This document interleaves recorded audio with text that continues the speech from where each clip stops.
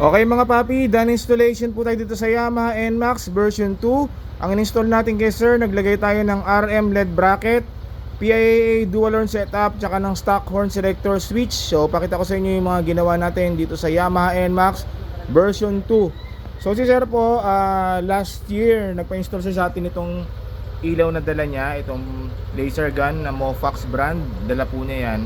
Before po, ang bracket na gamit niya is ganito, stainless na bracket. Kung mapapansin niyo po, ito po yung ganitong klaseng bracket, ang mounting niya sa mga kaha, ayan po.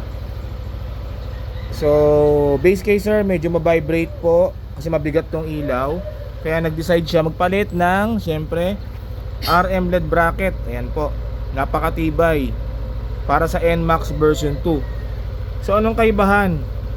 Ito pong RM LED bracket, heavy duty po siya, and then naka mount po ito sa chassis.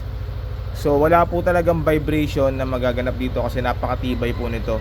Tapos meron pa po siyang 2 years warranty. Ayan, so ganyan ang itsura ng RM LED bracket sa NMAX version 2. Nandiyan po yung pwesto ng inyong auxiliary light. So hindi po natatakpan yung ating signal lights at headlight. Okay. Ayan. So available lang RM LED bracket sa iba-ibang klaseng motor at 2 years warranty po yan.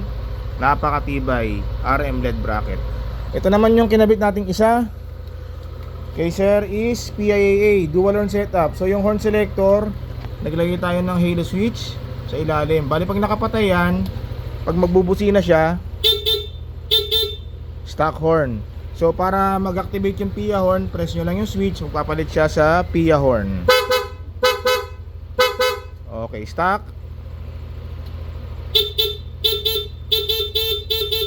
PIA horn.